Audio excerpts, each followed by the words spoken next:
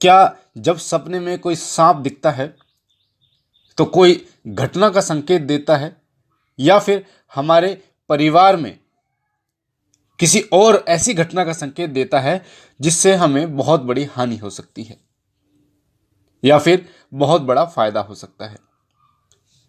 सपने में सांप जब दिखता है किसी व्यक्ति को तो अलग अलग प्रकार से दिखता है। किसी को सांप ऐसे दिखता है जैसे उसके पीछे भाग रहा है, तो किसी को ऐसा लगता है कि सांप उन्हें सपने के माध्यम से डस रहा है, या कई लोगों को जो सपने में दिखता है वो इस प्रकार से दिखता है कि उनके पूरे शरीर पर सांप ही सांप रेंग रहे हैं, या वो सांप के ऊपर लेटे हुए हैं। कईयों को ऐसा सपना दिखता है जिससे गले में उनके सांप पड़ा हुआ है। कईयों को घर के अंदर सांप दिखता है, या फिर कईयों को ऐसा सपना भी आता है कि कोई सांप उन्हें निगल गया है। तो सांपों से जुड़े हुए बहुत सारे ऐसे सपने हैं जो हमारे भाई और बहनों को आते हैं। तो कुछ लोग उन सपनों को अपनी निजी जिंदगी से जोड़कर देखना शुरू कर देते हैं, तो कुछ लोग अपने पूजा पाठ से जोड़कर उन सपनों को देखना शुरू कर देते हैं, तो कई लोग अपने जो आर्थिक स्थिति होती है, चाहे उनकी नौकरी हो चाहे उनका अपना काम हो, उससे जोड़कर इन्हें देखना शुरू कर देते हैं। सांप जो है वो देवत्व धारण करके रहते हैं, यानी कि सांप जो है वो देवता का अवतार कहा जाता है। सांपों में पितरों का भी वास होता है। साथ ही सांप बाबा भोलेनाथ के गले में भी धारण होते हैं। बाबा भोलेनाथ को सांप बहुत प्रिय हैं। अगर कोई व्यक्ति चांदी के नाग नागिन जो कि सुनार पे मिलते हैं, 100-200 रुपए के मिलते हैं, वो शिवलिंग में चढ़ाए सोमवार के दिन, तो भगवान शिव प्रसन्न होते हैं। दूसरी तरफ अगर वही चांदी के नाग नागिन आप अपने घर पर रखकर पितृ स्वरूप उनका पूजन करते हैं तो आपके पितृ भी प्रसन्न होते हैं। चांदी के नाग नागिन का एक विशेष महत्व है हमारे पितरों की सेवा में, साथ ही बाबा भोलेनाथ की सेवा में। पितरों की साधना मैंने बताई थी आपको, जो 11 दिन की साधना थी, जिसमें चांदी के नाग नागिन का प्रयोग किया गया है। साथ ही उस साधना के अनुभव भी मैंने आपको बताए हैं। तो अगर आपने वो साधना नहीं सुनी तो आप सुनिए। YouTube पर आप लिखेंगे पितृ साधना शिव कृपा, लास्ट में शिव कृपा जरूर लिखिएगा तो आपके सामने वो वीडियो आएगी। और आप पितृ साधना के अनुभव आप लिखेंगे, उसके बाद लास्ट में लिखेंगे शिव कृपा, तो वो वीडियो आपके सामने आएगी। तो आपको पितृ साधना कैसे की जाती है, उसकी क्या अनुभव है, मैंने कैसे की थी, मेरे क्या अनुभव थे, वो भी आपको सुनने का मौका मिलेगा। साथ ही बहुत जानकारी आपको उस वीडियो के माध्यम से प्राप्त होगी। तो जो सांप हमें सपने में दिखते हैं उनका सीधा जो कनेक्शन होता है वो देवत्व शक्ति से होता है। किसी ऐसे व्यक्ति को सांप सपने में नहीं दिखते जो नास्तिक है, जो पूजा पाठ करता है, जो व्रत करता है। खास तौर पर जो महिलाएं, जो माताएं या बहनें सोमवार का व्रत करती हैं बाबा भोलेनाथ का, या फिर जिनके पिछले जन्म की जो पूजा पाठ है, भक्ति है, वो इस जन्म में भी उनके साथ है, तो ऐसे व्यक्तियों को सांप स्वप्न के माध्यम से दिखते हैं।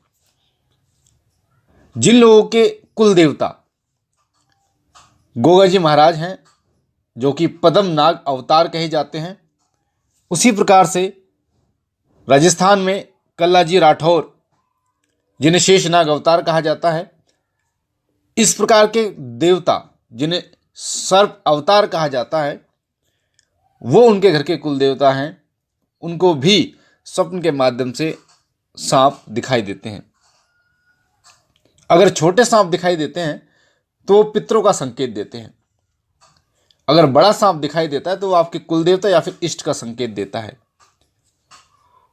जो पितर होते हैं वो जब आपसे पूजा चाहते हैं, जब आप उनको नहीं पूजते, उनको भोग प्रसाद नहीं मिलता, तब वो सर्प के माध्यम से आपको स्वप्न के माध्यम से दिखाई देते हैं। कई बार सफ़ेद कपड़े में आपके पितर आपको दिखाई देते हैं।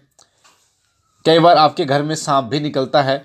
आप देखे होंगे सांप का कोई बच्चा आपके घर में निकलता है तो उसको मारना नहीं चाहिए, उसको सम्मान सहित कहीं छोड़ देना चाहिए, मारना नहीं चाहिए, कहीं और जंगल में उसे छोड़ देना चाहिए, नहीं तो इसका पाप हमें लगता है, आपको लगता है। क्योंकि वो जो सांप है वो आपके पितृ रूप में हो सकता है, वो आपके कुल रूप में, कुल देवता के रूप में हो सकता है, किसी के रूप में भी हो सकता है। तो उस सांप को मारना नहीं चाहिए।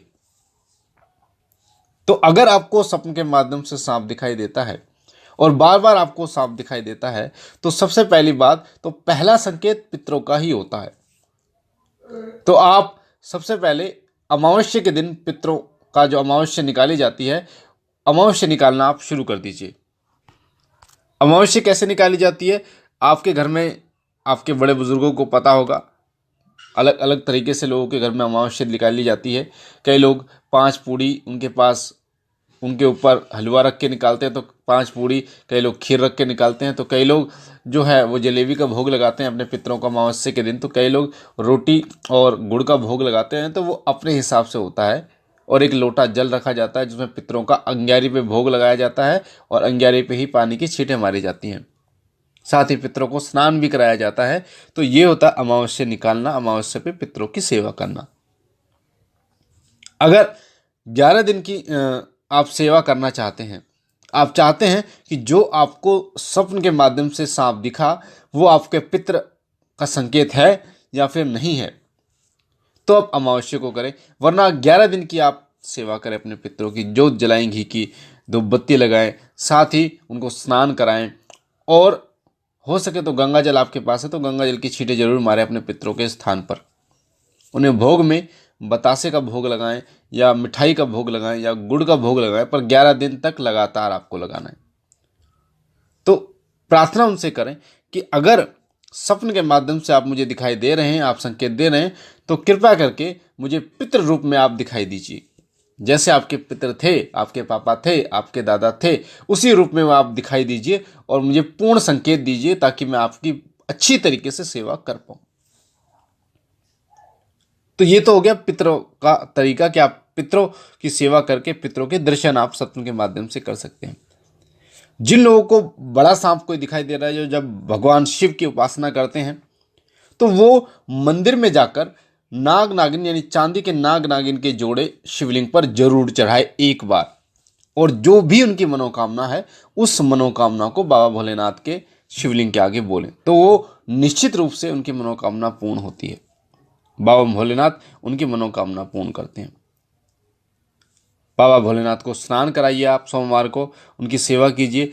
अगर आपको स्वप्न के माध्यम से सांप दिखाई दे रहे हैं और आपको ये जानना है कि आपके वो कुल देवता हैं या नहीं है, तो आपके घर में जैसे कुल देवता की पूजा होती है उस तरीके से आप अपने कुल देवता की पूजा कीजिए। तो आपके घर में, आपके निजी जीवन में आपको बहुत सारे बदलाव देखने को मिलेंगे। या आप उनके स्थान पर जाइए, उनका भोग प्रसाद चढ़ाइए, उनके स्थान पर माथा टेकिए और अपनी मनोकामना आप मांगिए, तो वो पूर्ण होगी ही होगी। तो अधिकतर जो सांप स्वप्न के माध्यम से दिखते हैं वो अध्यात्म मार्ग से ही जुड़े होते हैं। उनका जो जुड़ाव होता है वो अध्यात्म मार्ग से ही होता है। और सांप उन लोगों को ही दिखाई देते हैं जो लोग पूजा पाठ करते हैं, जो लोग व्रत करते हैं, जो लोग बाबा भोलेनाथ की सेवा करते हैं, या फिर अपने पितरों की पूजा करते हैं या नहीं करते हैं, भूल जाते हैं, या फिर उनके घर के कुल देवता कल्लाजी राठौर महाराज और गोगाजी महाराज, इस तरीके के जो देवता हैं वो होते हैं।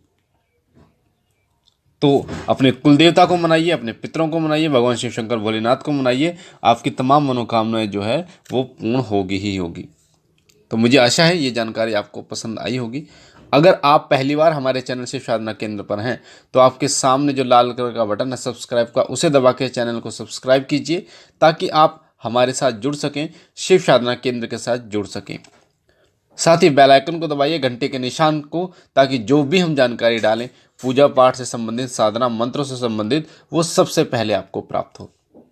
हमारा नया चैनल शिव ही सत्य, उसका लिंक डिस्क्रिप्शन में है, उसे भी सब्सक्राइब कीजिए, उसके साथ भी जुड़िए ताकि ऐसी ही जानकारी आपको निरंतर प्राप्त होती रहे। मैं बाबा भोलेनाथ से सदैव ये विनती करता हूँ कि जितने लोग इस ऑडियो को सुन रहे हैं उन सभी लोगों के घर में सुख शांति बाबा भोलेनाथ लाए, अपना आशीर्वाद उनके ऊपर बनाए, उनके घर में सुख समृद्धि लाए, धन धान्य से उनके घर को संपन्न करे। और जो लोग हमारे साथ जुड़े हुए हैं या जो भगवान शिव की उपासना करते हैं, अपने पितरों की उपासना करते हैं, अपने कुलदेव की उपासना करते हैं, अपने इष्ट की उपासना करते हैं, उन सभी पर उनके इष्ट, कुलदेव और पितरों का आशीर्वाद बना रहे, वो सदा सुखी रहें, उनके घर में तमाम सुख समृद्धि विराजमान हो। हम मिलते हैं एक नई जानकारी के साथ अगली वीडियो में। तब तक के लिए ओम नमः शिवाय, ओम नमः शिवाय, ओम नमः शिवाय।